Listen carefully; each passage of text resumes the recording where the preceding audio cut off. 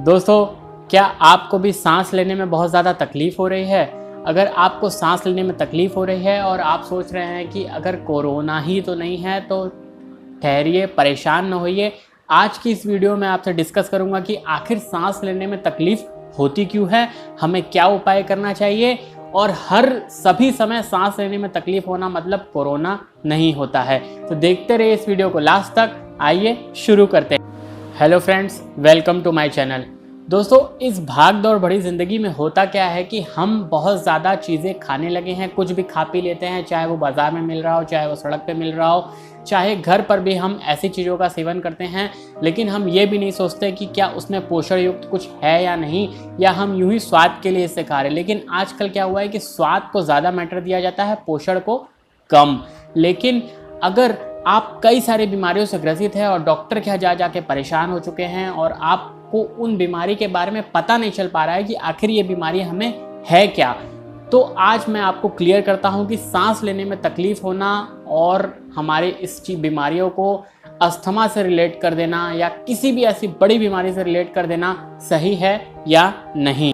दोस्तों, स्वस्थ खान पान, सही उपचार, साथ ही साथ एक्सरसाइज और संतुलित आहार लेने से हमारे जीवन शैली में बहुत ज़्यादा सुधार आता है और हम तरह तरह की बीमारियों से अपने आप को बचा सकते हैं। दोस्तों, सांस लेने में तकलीफ़ होना ही एक कारण नहीं है, लेकिन कारण बहुत सारे हो सकते हैं। सबसे बड़ा कारण है कि अगर हमें सांस लेने में तकलीफ़ हो रही है तो हमारे शरीर में कौन सी ऐसी चीज़ है जिसकी कमी हो गई है। दोस्तों, सांस लेने में तकलीफ़ होने में हमारे शरीर में क्या होता है कि ऑक्सीजन लेवल थोड़ा कम हो जाता है, ऑक्सीजन की मात्रा कम हो जाती है। ऑक्सीजन के साथ साथ फॉलिक एसिड, जो कि विटामिन B9 जिसे हम कहते हैं, फॉलिक एसिड की कमी से सांस लेने में तकलीफ की समस्या हमारे शरीर में उत्पन्न हो जाती है। फॉलिक एसिड का हमारे शरीर में रोल क्या होता है? दोस्तों, फॉलिक एसिड एक बहुत ही अच्छा विटामिन है जिसके थ्रू क्या होता है कि हमारे बॉडी में ऑक्सीजन लेवल मेंटेन रहता है और जो RBC, रेड ब्लड सेल्स में जो हीमोग्लोबिन होता है वो एक तरीके का प्रोटीन होता है। वो प्रोटीन क्या करता है कि हमारे जो लंग्स हैं, लंग्स से ऑक्सीजन को लेकर के सारे पूरे बॉडी में सप्लाई होती है, उसकी सारी कोशिकाओं में सप्लाई होती है और उसके थ्रू हमारे शरीर में ऑक्सीजन लेवल जो होता है वो मेंटेन रहता है। अगर फॉलिक एसिड की हमारे शरीर में विटामिन B9 की कमी हो जाती है तो क्या होता है कि ऑक्सीजन की भी कमी होना शुरू हो जाती है, क्योंकि RBC के थ्रू हमारा हीमोग्लोबिन जो प्रोटीन है वो कम होने लगता है। अगर हीमोग्लोबिन कम हो गया तो हमें एनीमिया हो सकता है, जिसके थ्रू होता क्या है कि ऑक्सीजन लेवल की प्रॉपर हमारे बॉडी में सप्लाई होना बंद हो जाती है और सांस लेने में तकलीफ होने की समस्या शुरू हो जाती है। अब सवाल ये आता है कि कैसे पता चलेगा कि हमें, किसी को भी अगर ये बीमारी है, सांस लेने में दिक्कत हो रही है, तो वो अस्थमा ही है या उसको फॉलिक एसिड की कमी है। तो दोस्तों, इसके लिए आपको जांच करानी होगी। साथ ही साथ कुछ ऐसे सिम्टम्स मैं बता रहा हूँ जिसके थ्रू आप ये पहचान सकेंगे कि आपके अंदर फॉलिक एसिड की कमी हो गई है। दोस्तों, फॉलिक एसिड एक ऐसा विटामिन है जिसके थ्रू हमारे शरीर में, हमारे स्टमक में एसिड बनता है। जो एसिड क्या करता है, खाने को प्रॉपर वे में डाइजेस्ट करता है। अगर एसिड की भी कमी हो जाती है तो खाना इजीली डाइजेस्ट नहीं हो जाता, जिससे कब्ज़ की समस्या, क्रैम्प्स की समस्या, डायरिया की समस्या, ये सारी चीज़ें उत्पन्न हो जाती हैं। अक्सर बहुत से लोगों को कॉन्स्टिपेशन, कब्ज़, डायरिया ये अक्सर होता ही रहता है और वो उसका इलाज करते रहते हैं, लेकिन उनका सुधार होता नहीं है। होता क्या है कि वो इन बातों पर ध्यान नहीं देते कि शायद उनके शरीर में फॉलिक एसिड की कमी है, जिससे उनका डाइजेशन बिगड़ चुका है। दोस्तों, फॉलिक एसिड की कमी से हमारा ब्रेन में, नर्वस सिस्टम पे बहुत असर पड़ता है और जो भी दिमाग है उनकी नसें बहुत ज़्यादा अच्छे से वर्क नहीं कर पाती हैं, कार्य नहीं कर पाती हैं। हार्ट की बीमारी, दिल के रोगी अगर आप होते जा रहे हैं तो आपको हो सकता है फॉलिक एसिड की बहुत ज़्यादा कमी हो रही हो।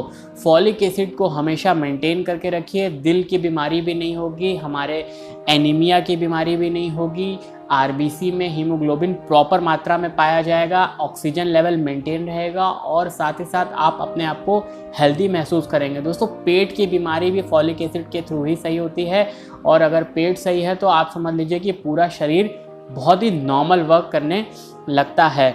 अब कुछ ऐसी नॉर्मल मैं आपको चीज़ें बताता हूँ जिसके थ्रू आप अपने फॉलिक एसिड को मेंटेन कर सकते हैं और साथ ही साथ अपने आप को इम्प्रूव कर सकते हैं।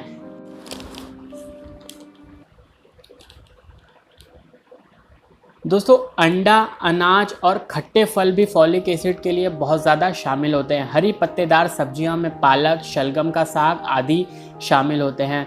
दाल, बीन्स और फलियां में पिंटो सेम, काले सेम, राजमा और किडनी बीन्स जिसे हम राजमा कहते हैं, ये सब ही चीज़ें फॉलिक एसिड के लिए बहुत ही फ़ायदेमंद होती हैं हमारे शरीर के लिए भी, साथ ही साथ फॉलिक एसिड को हमारे शरीर में इम्प्रूव करती हैं। इसके अलावा फूल गोभी, ब्रोकली, पपीता और स्ट्रॉबेरी में भी प्रचुर मात्रा में फॉलिक एसिड पाया जाता है। फलों में आप अनार, पपीता का यूज़ करिए, फॉलिक एसिड की कमी कभी नहीं होगी। दोस्तों अक्सर गर्भवती महिलाओं में फॉलिक एसिड की बहुत ज़्यादा कमी हो जाती है, आयरन की कमी होती है, इसलिए उनको बाहर से आयरन और फॉलिक एसिड दिया जाता है ताकि प्रचुर मात्रा में उनको मिलती रहे और गर्भ में पल रहे शिशु और माँ दोनों का ख्याल पूरी तरीके से हो सके। तो दोस्तों ये मैंने फॉलिक एसिड के बारे में आपको बताया और सांस लेने में इससे कैसे रिलेट किया जा सकता है ये भी मैंने आपको बताया। आप चेक करिए और देखिए कि कहीं आपको फॉलिक एसिड की कमी तो नहीं है। आप इन सारी चीज़ों का इस्तेमाल करें और उम्मीद करता हूँ आपको ये वीडियो पसंद आई होगी। अगर पसंद आई हो तो इसे आगे शेयर ज़रूर करें और मेरे चैनल को सब्सक्राइब कीजिए, बेल आइकन को प्रेस कीजिए ताकि जो भी नेक्स्ट वीडियोस में बनाता रहूँ वो आपको मिल सके। Thank you so much.